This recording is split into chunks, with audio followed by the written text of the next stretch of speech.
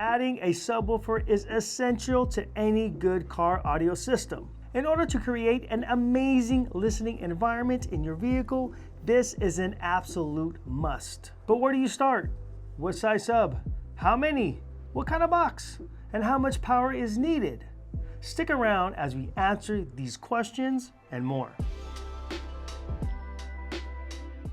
Hey, it's Josh from Breaker Stereo and Performance, and in my opinion, adding a subwoofer is one of the most important parts of a good sounding car audio system. Regardless of the type of music that you listen to or how much bass you like, you need a sub to round your system out. So if you're adding a woofer to your stock system or building a full-blown audio system, it's a very important piece to the puzzle when creating an amazing environment to listen to music. Okay, so let's go over these 5 key factors. Number 1, what type of music do you predominantly listen to? Does your music have deep bass like hip hop, or more accurate snappy bass drums like rock music? Typically, music that plays deeper bass requires a larger subwoofer to reproduce those low frequencies like a 12 or 15. Although adding a 15-inch or 2 is not practical for most vehicles because the required airspace needed is very large.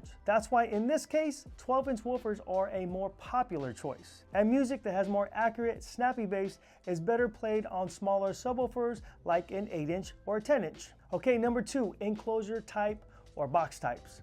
Now there are many different types of box available in the car audio world. Sealed, vented, bandpass, 4th order, 5th order, 6th order, not to mention infinite baffle, which uses the trunk as a box. But let's just focus on the most popular, which are sealed and vented, aka ported. So sealed boxes are more accurate and more well-rounded than vented enclosures for many reasons, but mainly because vented enclosures are tuned at a certain low frequency and perform best around that frequency. But they do require more power or wattage than vented enclosures, which are more efficient. The port on a vented enclosure will push more air than a sealed box, so more air movement equals more bass. Now, sealed boxes require less airspace than vented, so smaller for sealed boxes. Here's a quick pros and cons list on each enclosure type, starting with the sealed. Pros: more accurate, less airspace required, equals smaller box. Cons: so not as efficient, so they need more power, and some say they don't hit as hard as vented enclosures. Now vented. Pros: more efficient, so less power, hits harder and louder than sealed enclosures, and cons: bigger box, but not as accurate or well-rounded as sealed enclosures. Okay, number 3, how much space do you have or are willing to give up? Now that's a huge question if space is important for you. If you have less space to work with, go with sealed versus vented. And if you're limited in depth, like behind the seat of a single cab pickup or underneath the seat of a crew cab pickup, then look at shallow mount woofers. Now these are woofers that are designed to work in smaller enclosures than standard woofers. Number 4, power match.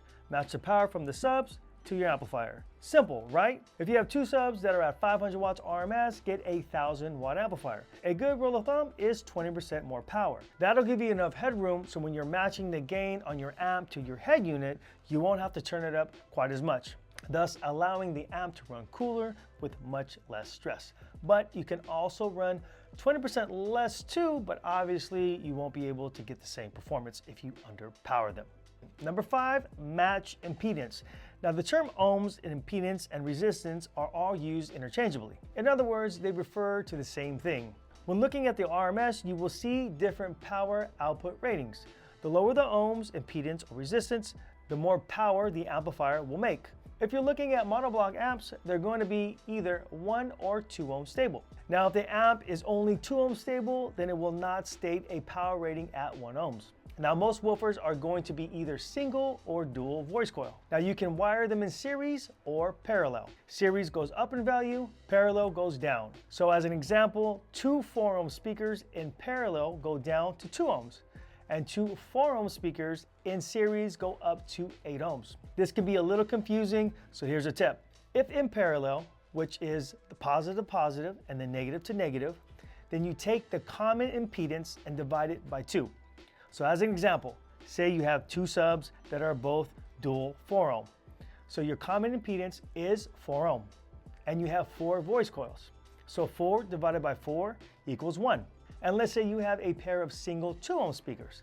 Take the common impedance, 2, and divide it by the number of voice coils, which is 2. And you also get 1 ohms. Okay, I hope that helps. Okay, so now let's talk about the 3 ways you can set up your subwoofer system. So you can either pick up the box, the subwoofer, and the amp separately, or you can pick a preloaded enclosure, which the manufacturer has built around their subwoofer, so it will be in the most optimum enclosure. And the last option is to purchase an all-in-one unit, which is the enclosure that has a subwoofer and an amplifier all together. Now there are pros and cons to each of these setups, so if you're choosing the components individually, you will have to do some research in order to match everything up just right. But in doing so, you can get a custom box that fits specifically to your vehicle that'll utilize the space much better than, let's say, a prefab box, which is typically a rectangle. Also, if you buy the amplifier separate, you'll be able to pick the power going to your subwoofer. So if you want to overpower, you can overpower. If you need to underpower to save some money, you can underpower. Now the pros with the loaded enclosures is you'll have an enclosure specifically made from the manufacturer, designed for the woofer or woofers that you're buying. And the con is, since the box is typically a rectangle and designed to fit in most vehicles, it won't utilize the space as good as a custom-made box. But there are manufacturers that do make preloaded vehicle-specific boxes. So if you're tight on space, look for something like that for your vehicle. But I must warn you, not every vehicle is covered. And the pros for the all-in-one amplifier, subwoofer, built-in enclosure is you don't have to do any research at all. It's all been done for you. But I can say from experience that typically the built-in amplifier is not as powerful, and usually the woofer used in that type of box is an entry-level speaker. So if you're looking for tons of bass, this won't be a great option for you. We hope this information helped, and as always, if you have some input on this subject and would like to share it, leave it in the comment section below, because this is an open conversation. Also, if you're in the market for a new subwoofer system or anything car audio or aftermarket, be sure to check out our website at breakersstereoandperformance.com. Remember, we have easy financing available. You can get what you want now and make low, easy payments. Simply add to cart, pick a financing option, get approved, and we'll send your gear out to you ASAP. If you like this video, make sure to hit the like button and also consider subscribing to our channel. Again, my name is Josh. I'm with Breakers Stereo and Performance. Thanks for watching, and we'll see you next video.